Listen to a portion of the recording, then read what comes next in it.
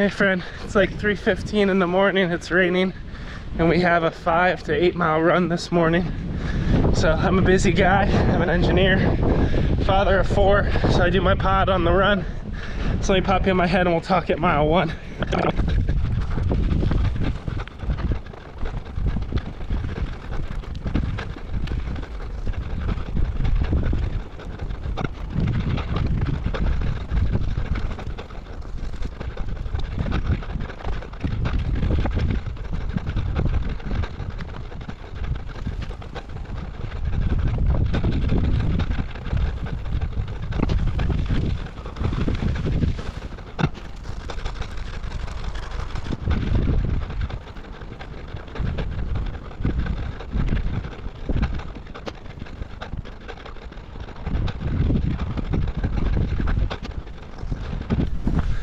Hey friend, all right, so we're just over a mile in, struggling a little bit.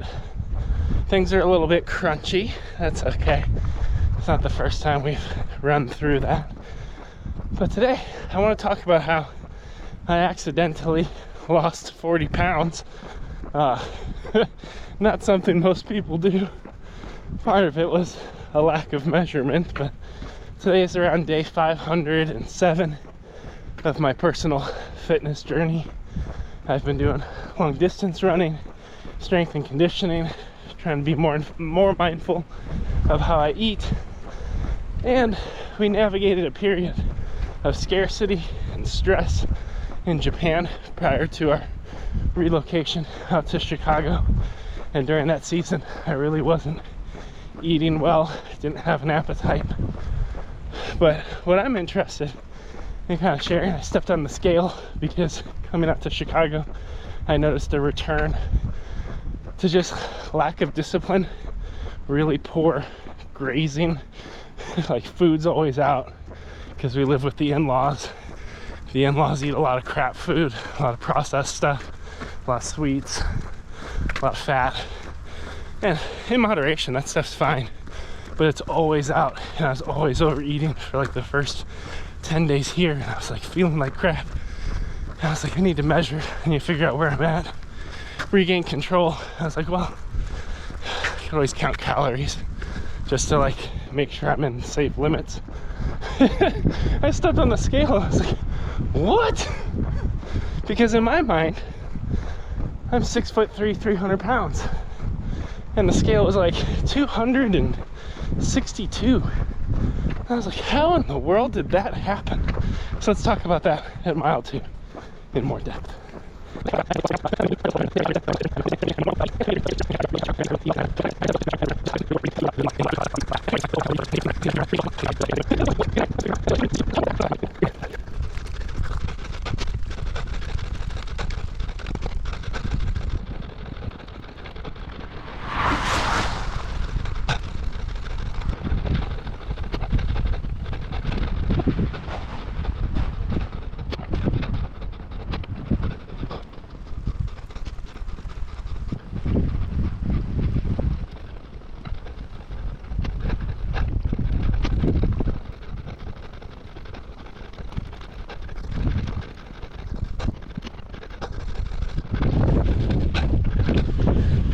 Alright friends, 2 miles in. It's windy and gross and wet. Not necessarily a good time. I got phlegm because I'm allergic to dogs, and everyone in my wife's family has dogs. But you know, here we are, still cooking at 3:45 in the morning, trying to move at a fairly reasonable pace just so I can get back before Akio wakes up again. I normally have about a 2-hour window from one baby wake up to the next, and my wife went to bed a little late, so I gotta support that. So we're gonna try to get out to at least the 2.5 mile marker, which will get us to 5 miles. My right hip flexor is a little wonky, and I could tell I'm favoring it. That's why, let's walk for a minute. That's why I've walked a couple times. Like, I could tell my form's not perfect, so there's no need to get out here and injure ourselves. It doesn't really serve us in any way. So let's walk and chat for a little bit, see if we can cover some ground. So 40 pounds. One of the interesting things that I've reflected on, we'll break this into a couple parts. First of all, huge surprise. You know, it's like someone who's gradually gained weight over the course of 6 months, and then they're like, oh shoot, I'm pregnant. Because I've watched things like that on TLC, like Unexpected Mothers. They have no idea, right? Some of them don't even really gain that much weight, but that's how it felt for me. I was like, oh wow, this is like a completely different state. I stepped on the scale multiple times because I was like, is this scale broken? And I almost still want to test it on another one. But the reason I share kind of that shock, that disbelief, is because every day over the last hundreds of days of working out, looking in the mirror, exercising, without having that measure of the scale, you know, I continued to not be sure if I was making progress. I knew that I was having less back pain, which I attributed to building core and back strength, not necessarily to losing weight, even though every bit of weight you lose pulls impact off your joints, which is massive, you know. And I'd still look in the mirror, and because it's day to day to day to day, not see a change. Sometimes I could I was like uncertain, because you don't lose weight linearly across everything. So like my arms, my legs have leaned out, my stomach's still there because I have one. So you know, if I ate a big meal, I feel like I'm still big. So it's almost like stepping on the scale, entering it in my app, seeing the weight that was lost was really powerful for me to almost have this new identity. Because every time I do these live runs on YouTube, this one's recorded as a podcast, I would kind of have this mindset of, or I'd say like, hey, I'm 6'3", 300 pounds, running doesn't come easy to me, but we're out here anyway, let's go. You know, and that's kind of my little hook. I can't say that anymore. I'm not 300 pounds, 262, which is substantially different. And I think one of the ways we got here, even though like a lot of people don't make progress unless they're measuring the output and adjusting the input, which means like stepping on the scale each week, modifying what they're eating, modifying how they're working out, you know, all that kind of stuff. For me, I just wanted to fixate all effort on inputs, setting the conditions, when I go to bed, when I wake up, how I continue to lock in a workout and make progress. You know, getting the right mindset, because a lot of this stuff is mindset training.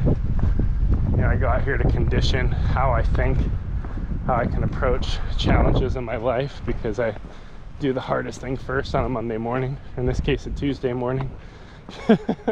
Wasn't gonna happen yesterday. Yeah, I feel like running makes me a better father. I'm more present. I can navigate harder things. And when I do the strength workouts, I bring it all together, it just made me feel well, right? It's wellness.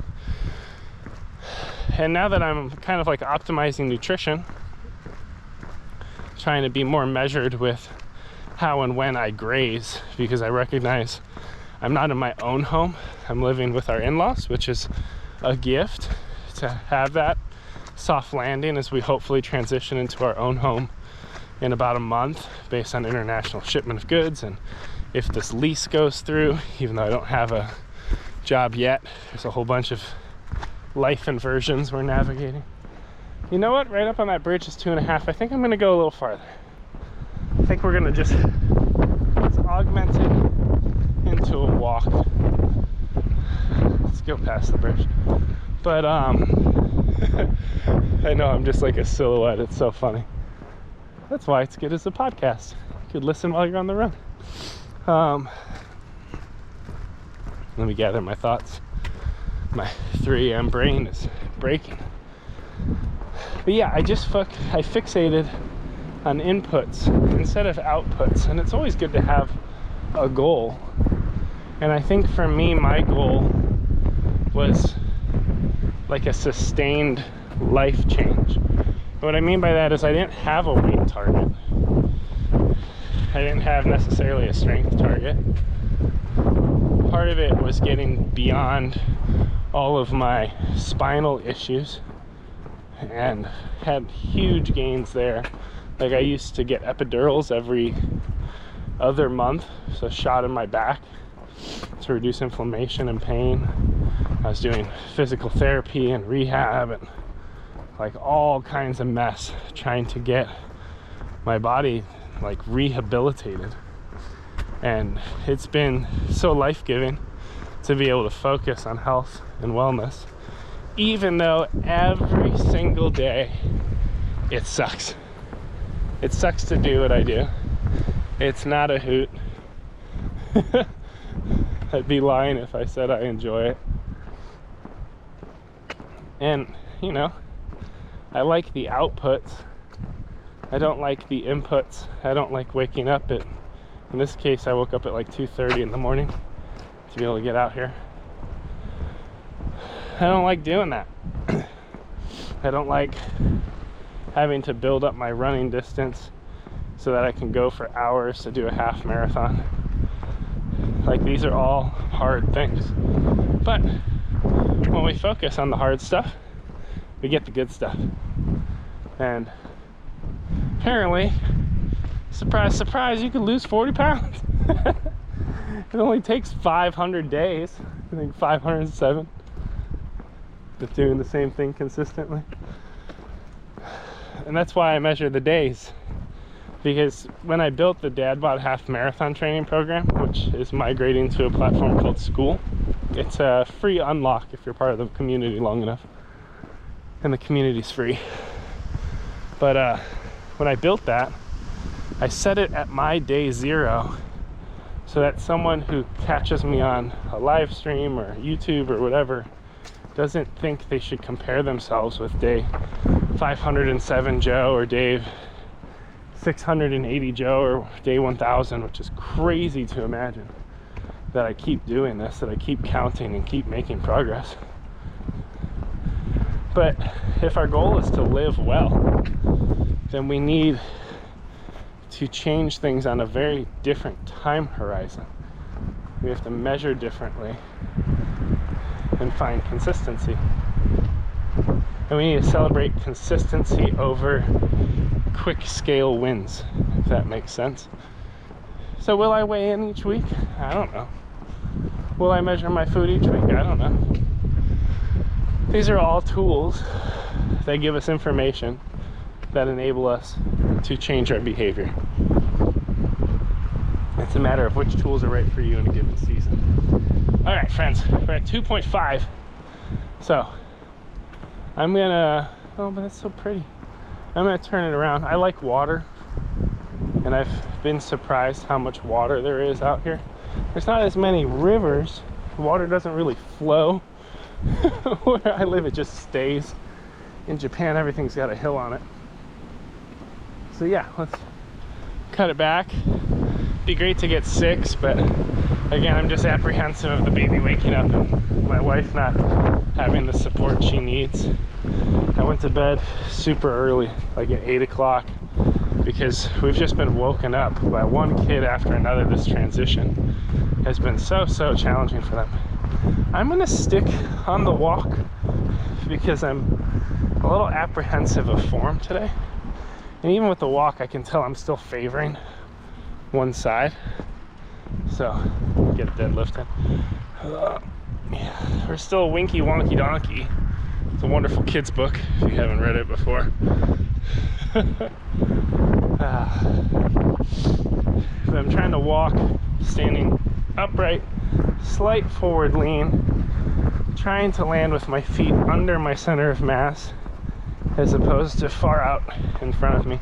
When your feet land ahead of your center of mass, which is fine, everyone has different form, you pull yourself over your leg using your hamstrings, and you're also it's more abrupt, it's like higher impact. Whereas if you can land with your feet under your center of mass, you can kind of keep floating forward. It's hard to describe. It's like a controlled fall. And then I've been working on also keeping my core braced, my shoulders rolled back and down. It's cold. You know, Chicago has spared me though. It's like mid-November, and somehow we're just entering the cold and wet. No snow yet, but from my recollection, cold and wet used to start in October, so thank you, global warming. Oh no, did I touch a subject? I'm sorry. Can't even joke in this world anymore. So funny. Y'all are like already trying to jump, like, what's his political leanings? Is that a dig on the left? On the right? It's fun. It's fun. We'll get into that later. It's not what today's about. But I guess it's a nice walk and talk day, so that's fun. I wasn't planning on that. But perhaps I am in a season of needing some verbal processing. And I have a whole host of these runs stored up from the last couple months in Japan that I wasn't able to get out. So, thinking about launching that podcast series and then leveraging it as a hook for my community, like members of my Skool community. If I become more proximal to them, could have access to podcasts with me. I think that's kind of cool to think about. Give them a nice digital asset.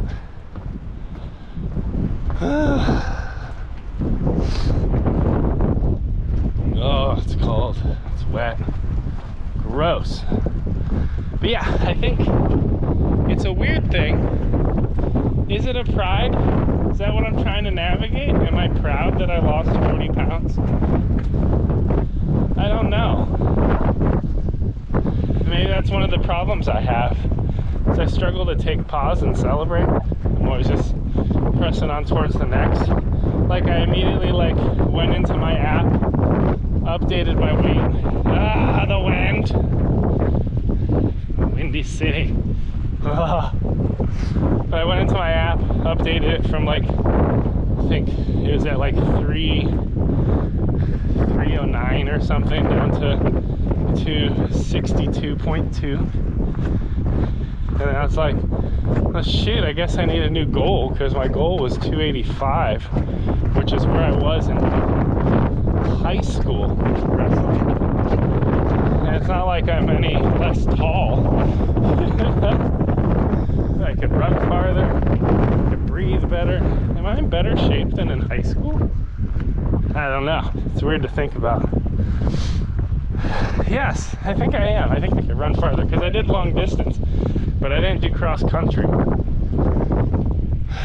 It's weird. That's weird to think about.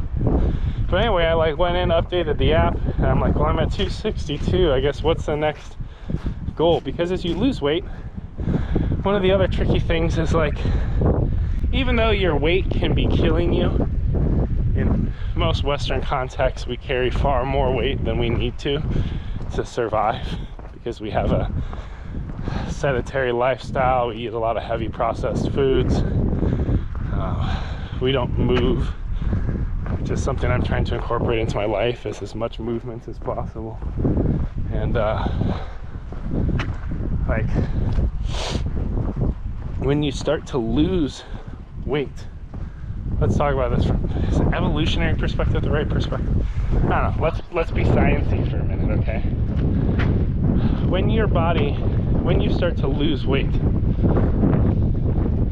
your body doesn't detect that as a good thing, purely biologically, because your body's trained to store reserves for a rainy day. We were hunters and gatherers, right? So you'd be on the hunt for a day or multiple days. You'd kill something, you'd eat it, it would have to carry you for a while. That's why there's a lot of like benefits to intermittent fasting, which we don't need to go into right now. I intermittently fast, not perfectly, but it's actually good to experience some hunger. I don't want to tend towards eating disorders. That's a whole nother threshold, but the vast majority of Americans anyway would probably be better off eating a little bit less. But anyway, from a biological perspective, when you start to lose weight, your body loves you. And it's like, hey, we might need that weight. What if there's a famine? Why don't we make you hungry so you go regain that weight? Or why don't we burn calories a little bit slower just so you can, not lose any more? It's a really weird game. I'm not an expert on metabolic health by any means. I listen to podcasts and read stuff and, did all the Beachbody programs. Do not yet have my own Beachbody. I have a dad bod, although I have a more fit dad bod. That's exciting. So, the reason I went and updated my goal from 262 to what did I say? I think I did 245. I didn't want to get too crazy with it. 245 was like what I weighed in 8th grade, and I wasn't as tall as I am today. So psychologically, that's really strange to imagine even being possible. But when I look at the mirror, I'm not a stick. I was like, I could probably lose more fat and live longer. Probably good goal, but crazy to imagine. But the reason I adjusted it is because now that I'm in a different weight bracket, I need to have a different caloric intake to maintain said weight, and I need to have a different caloric intake in order to lose said weight. I'm not a fan of crash dieting or anything like that. It's just numbers. It's thermodynamics. Here's the knowledge drop for all of you, right? It's what your body takes in, it will burn a portion of it based on what it needs to move and think and breathe. Those are the three main things, right? Think, move, breathe require energy, and keep your stasis, homeostasis from a temperature perspective. We're warm-blooded, so we have to regulate our temperature. We're not like a lizard that sits on a rock and moves at different speeds depending on how warm it is outside. So those three factors are what influence your calorie burn for the most part. Now, some people have this misconception that if they go out and run 3 miles or 5 miles or 10 miles, that they can work out their poor eating. You could then go and hit Chipotle and all this other stuff. We all like to pretend, the wind, it comes for us all. Oh, it's cold. I'm very happy we pulled the running out of today, though. The walk and talk. That's a nasty booger I swallowed. It's disgusting. Y'all are on your Monday drive like, this guy. I'm just honest, I'm just here. Welcome to the podcast. So anyway, okay, so where were we? I got lost with the wind. Can y'all let me know what we're talking about so I could refine my steps? That would be super nice of you. Talking about diet. Oh, thermodynamics, right? So it's just science at the end of the day. Maybe that's the meme of this whole call, is if you ingest more calories than your body can burn off through stasis, breathing, thinking, and moving, then you will gain weight. Your body will retain it as fat, as a reserve for that famine we all know is coming, right? In the event that you intake roughly what you burn, you know, you don't have to like get it down to the calorie, right? Life is variable. All these calculations are variable. Oh, hips. Come on, let's find it. So much pain. I miss my bed. It's in a boat trying to cross the ocean. Oh man, I hope my shipping container doesn't fall into the sea. It'd be a very expensive loss, especially because I think I under-insured it slightly, because insurance costs money. So I was like, I costed everything not based on the cost to get a new bed, but on the, if I put my bed on Craigslist, how much would I get for it? So if that boat sinks, that's a total loss there, but I'm not going to get very much. My Pokemon cards. Oh no, my Charizard. I have a holographic Charizard, first edition. It's not one of the like $1 million Charizards, but it's up there in value. It's pretty cool. So yeah, anyway, science, math, you know, and if you intake less than you burn off, and you do that consistently, then you will slowly lose weight. Now there are different, this is number games I don't fully understand. There are differences in whether or not you're burning off fat or muscle. Like when I run, I try to run at a conversational pace, because if you get into the HIIT range, like the really elevated blood pressure, I think that burns muscle and fat. Oh, God, I don't know. It gets tricky. But anyway, I updated my numbers because my body loves me and it wants to keep the fat that I have left. And I'm like, but what? What if we had less fat? Not from a, again, body dysmorphia, eating disorder perspective, but like, what if we just wanted to be well and we recognize, looking in the mirror, that, hey, what you're carrying around is a product of years of your decisions. I used to sit, play video games all the time, eat crap food nonstop, and I'm just finding that that's not the life I want to live in my 30s, my 40s, my 50s. A lot of members of my family and extendeds, they're tall, they're big, and when they hit the 50s and 60s, huge reduction in mobility and overall health, based on another plate of rigatoni. You know, with all that cheese. Oh man, cheese is killer. It's good, it's yummy. Chicagans love it. That's how you say someone from Chicago with a Canadian accent. It's not a word, it's a word I've made up that makes me smile.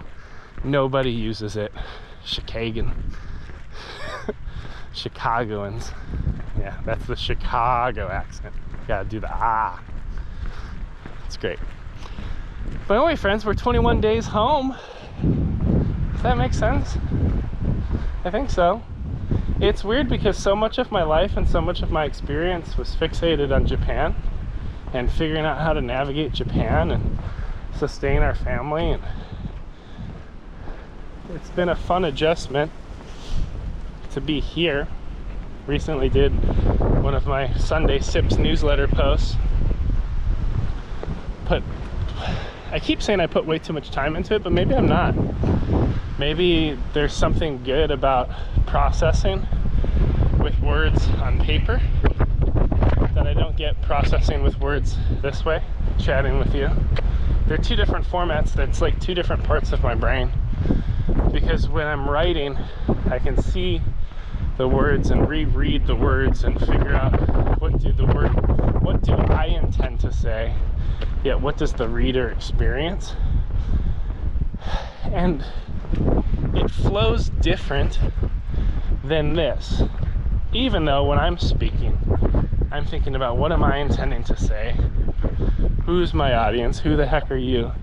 And how do you perceive what I'm saying? But because it's conversational and because you can get tone, I think there's a different cognitive load. This is easier for me.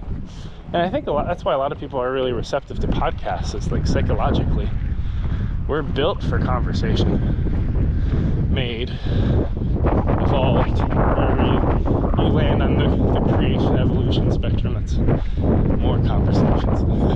That's another podcast entirely. But I think these walk and talks are so incredibly valuable for people. For the person walking and talking, which is me, like, we've covered 3.4 miles. By the time we're done, we'll be at about 5.1. And like going back to fitness, I don't know, burned off like 2 donuts. Like, you can't re-earn food. That's the one game I don't like about MyFitnessPal, is it's like, what's your baseline? What's your, how sedentary are you? How active are you? Set your target, and then you log your exercise. And then you can like psychologically cheat it. Well, let me get up and do some chores, and then I can eat a little bit more, and I can eat a little bit more if I do a little bit more. There's a truthiness to it, but also like, kind of have to look at it as like, eat what you can eat, eat what you need, move on. It's hard though, because every food is designed to be addictive, crunchy and tasty and sweet and salty. But this walk talk, this is where it's at, friends. I need to keep doing this. I need to make myself keep going out and on these long runs trying to facilitate a conversation. Whether it's a quick check-in at each mile, we're huffing and puffing and running, making great progress, or it's a day like today where there was enough off with my form for me to say, hey, let's just turn it into low impact. Let's recover, let's be reasonable. Being reasonable is good. So I don't know. Let me know, are you enjoying it? Is it helpful? Other fun learnings as we ramble across life. Now we're off script. Who knows where we're going over this next mile and a half. It's a trip. Y'all are like, I'm just trying to do my meal prep and I have no idea what he's going to talk about next. I have to stay. I have been retained. You have my focus. I promise not to abuse it. Not true. There have been times where I have dragged out stories ruthlessly just because I had live stream and I wanted to keep people there, and it's just the humor of it. So I kept restarting the story and adding like a tiny element at a time, like, like your Saturday morning cartoons. It's like, find out next week on Pokemon. And I just kept doing that. People were like, stop it. But they stayed. Don't worry, I delivered that hit of dopamine they were looking for. I gave them closure. It's a story about the one time I was almost abducted while on a long run.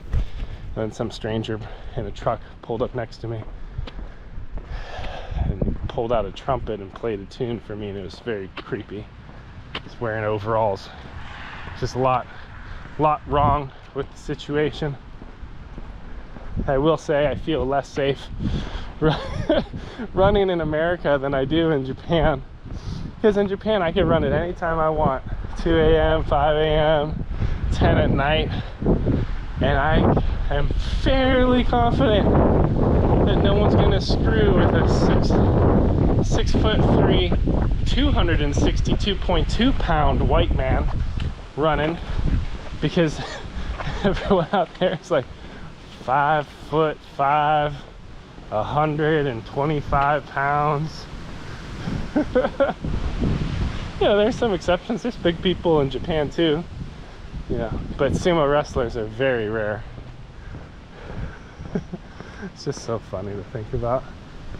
Like, I never felt unsafe. And part of it's a privilege too. Like, a lot of women in America cannot run or work out the way that I do, because like sexual violence is incredibly real and messed up.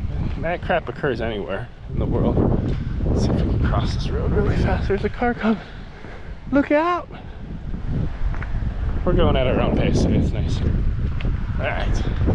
I did see a possum. That was fun. Don't see those very often in Japan. I don't even know if they have possums, but I've never seen one. Well,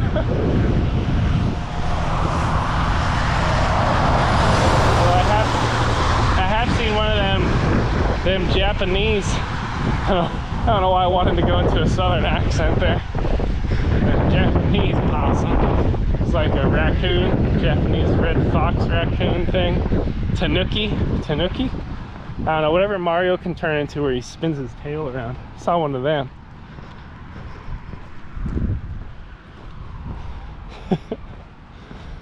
Yeah, I am more jumpy, more skittish on the trail out here than I am in the US. I don't know why. Or no, in Japan. Well, I know why. It's less safe in America. That is like, by every measure, true. We have data. People die and are harmed and murdered and cut up and shot and robbed and kidnapped and raped at disproportionately higher rates in America than Japan. It's very real. Not a thing we're smiling about, it's just a reality. Like, poverty is a thing out here. It's a thing in Japan as well. There are orphans and things like that, but it is much lower percentages. It's interesting. I'm like forever drawn between two worlds now. I think that's the weirdest part. It's kind of like, it's not, I would never call myself like a mixed culture kid. Sure, growing up I identified as Japanese and I studied samurai and learned Japanese in college. I'm white passing. Grew up in a culturally like a white suburban home. Then I go out to Japan and I immediately realize I am not Japanese.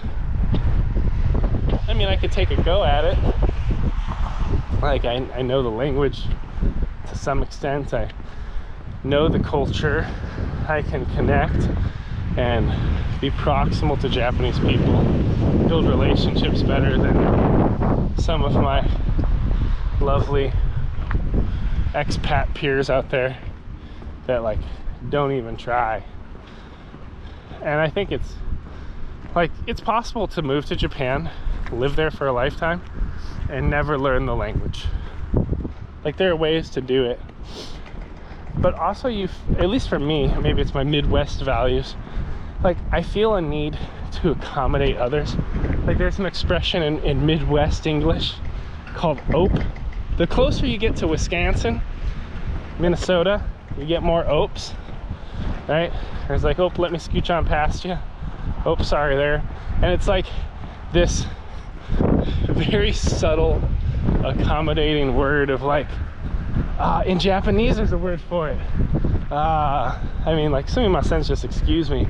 But like, let's say you're late to class and you walk into your classroom, because we're near a school right now, and by opening the door, you are immediately creating rudeness, a disturbance, a break in harmony, a distraction.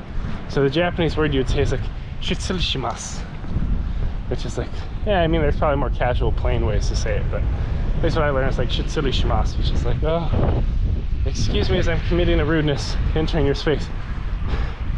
In Midwest English, we're just, I guess, a little bit less like bowed down in the humbleness aspect of it. We're like, oh, sorry there, let me accommodate you, didn't mean to rub up against you.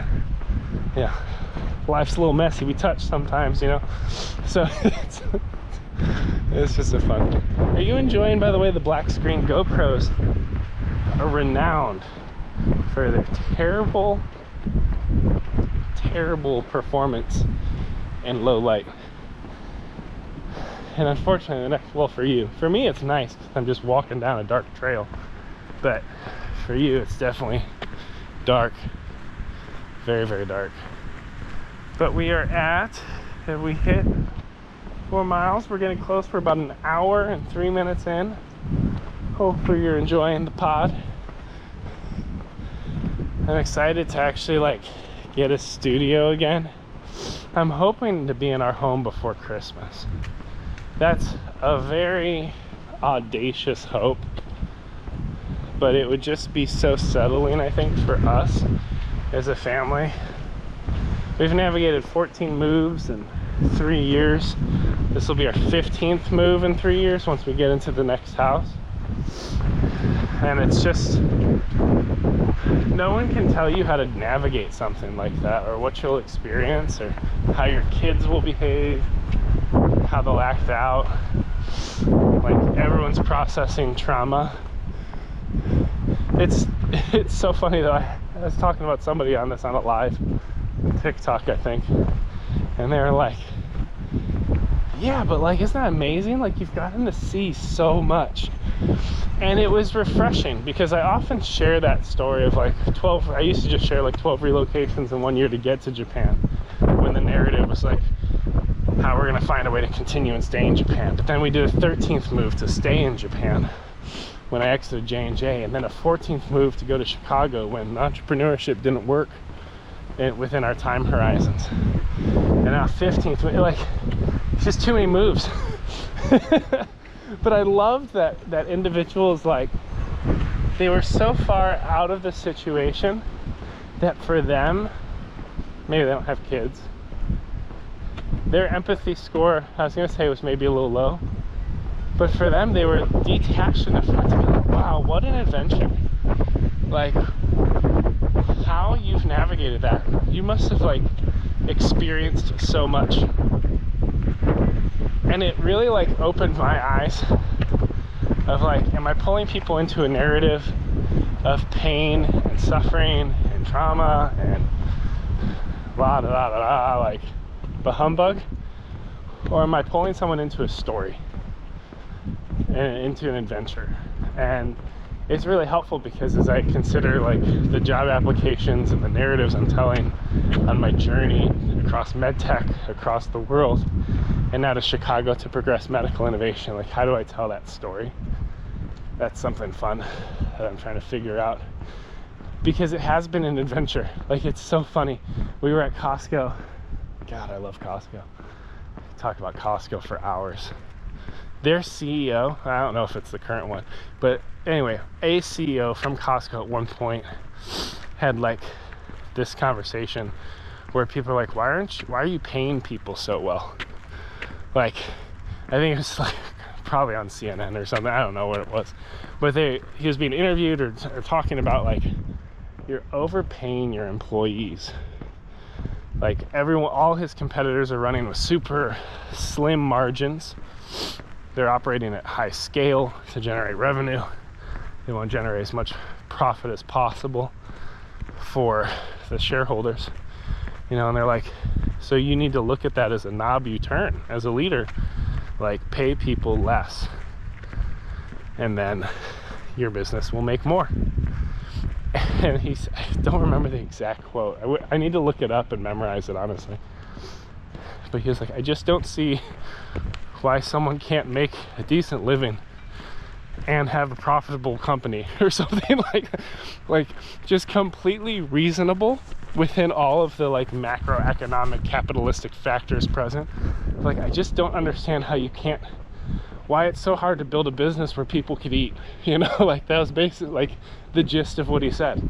And you go to Costco and sure, people are scanning groceries day in and day out, and it could be tedious, but like, they could buy a car, hopefully live. I mean, I don't know all the salary ranges there, but like, when I lived in Cincinnati for a while, I lived there for 8 years.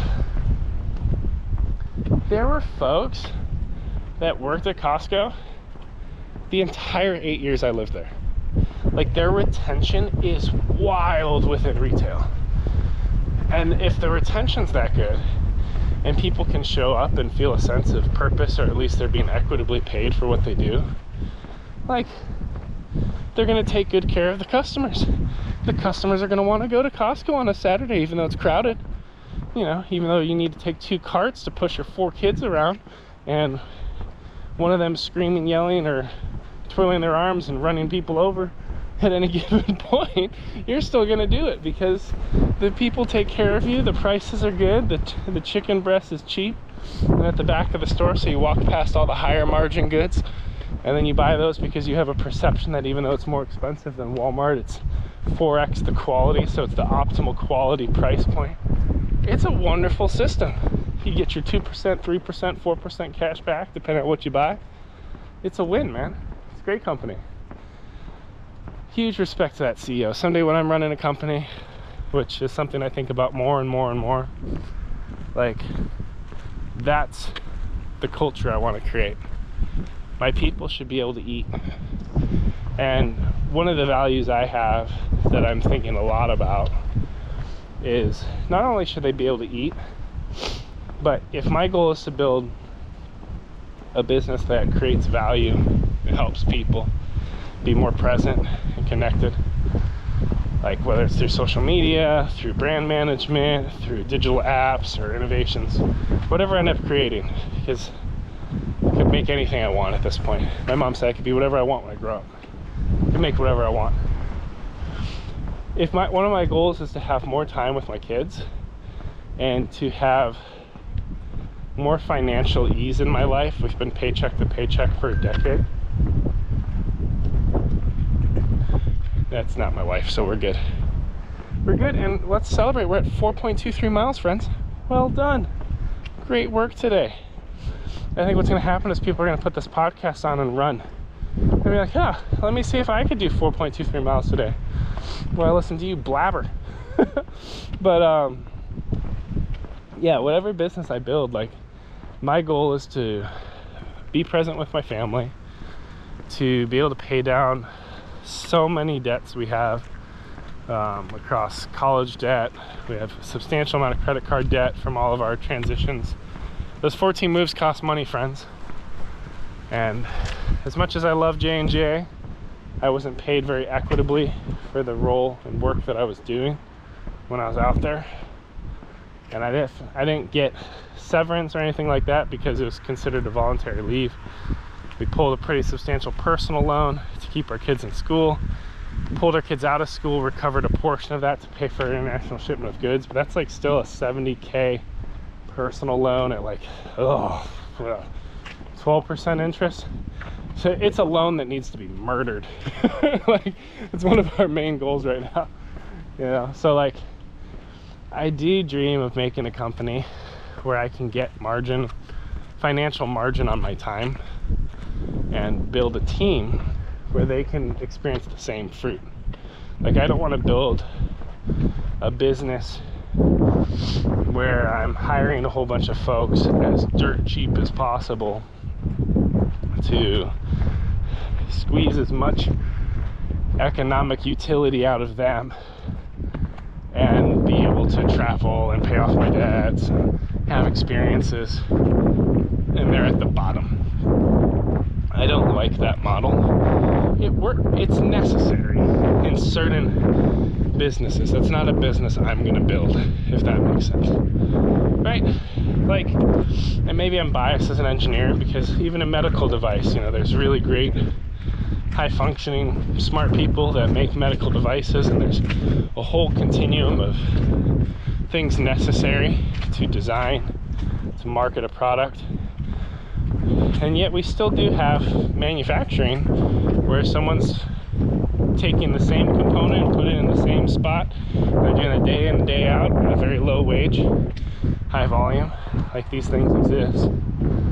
So that is something that I do need to consider. But at the same time, I think it's possible to build like an equity-driven business.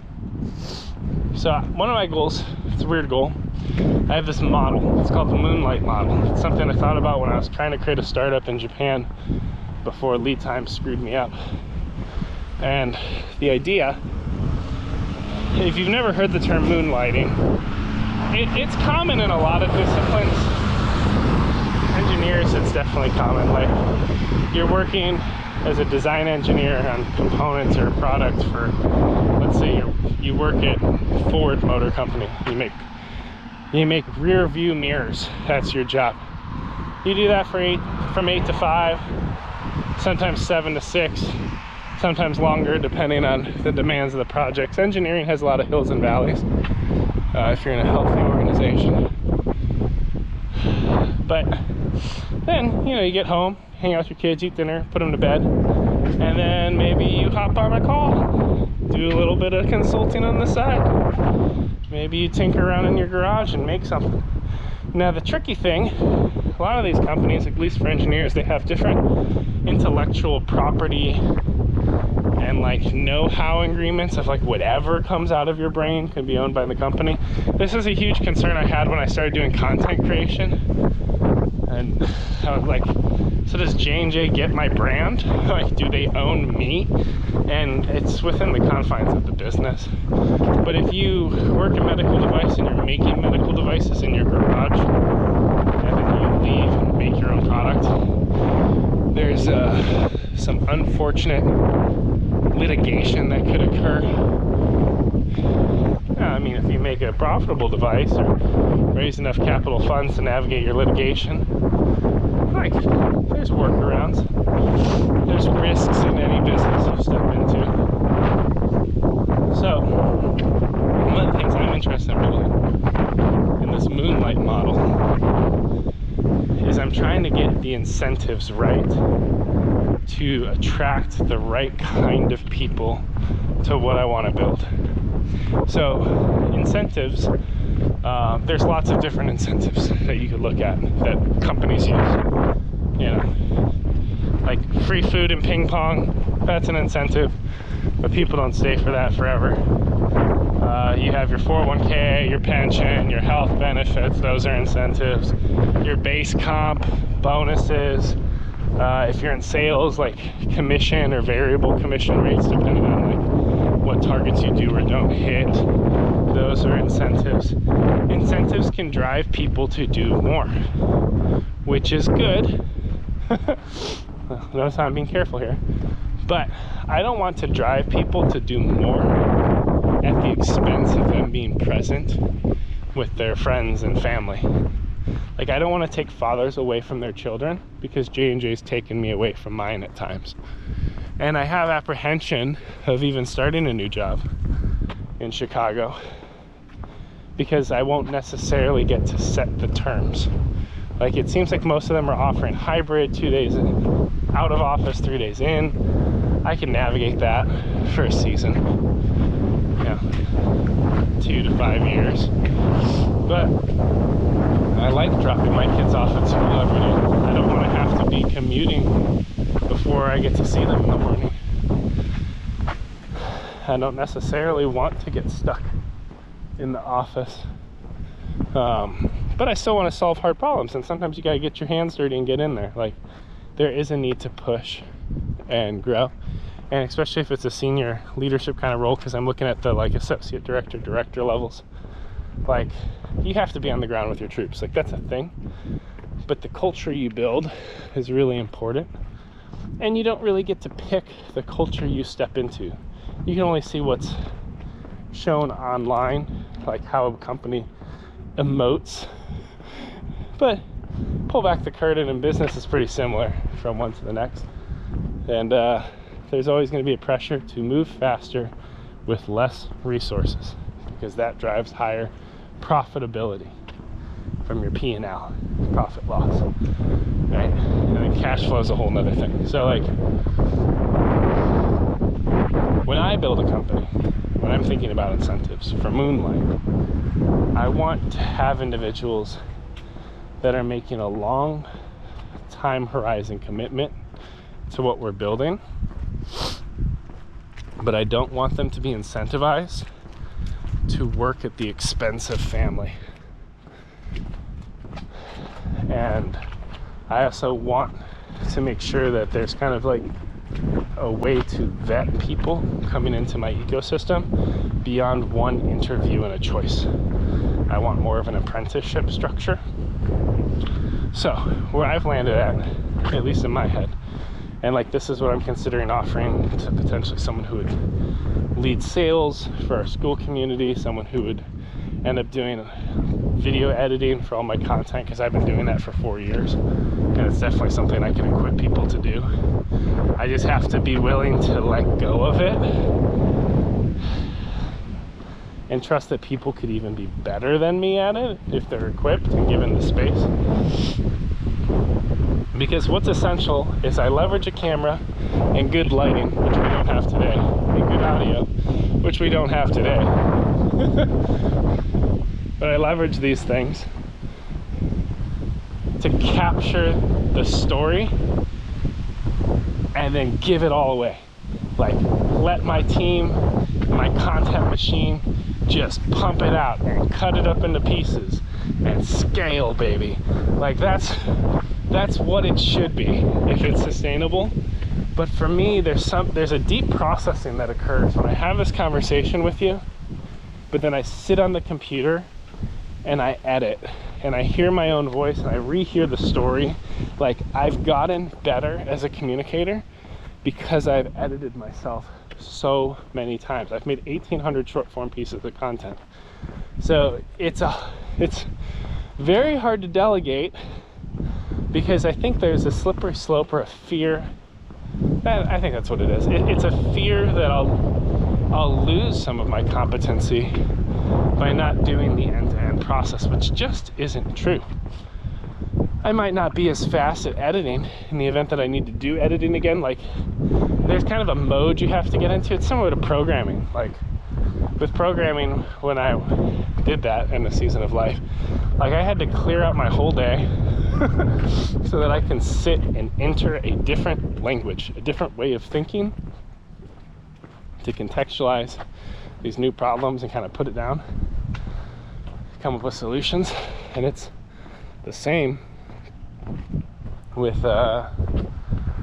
videography. Oh shoot, this is where the sidewalk ends. Okay friends, well, I guess more on Moonlight next week. Teaser trailer on how we get those incentives figured out. But thanks for hanging out. Keep changing the world. See you in the next one. I'm gonna navigate my way home, which will take me some unknown distance to some unknown place. See you, friends.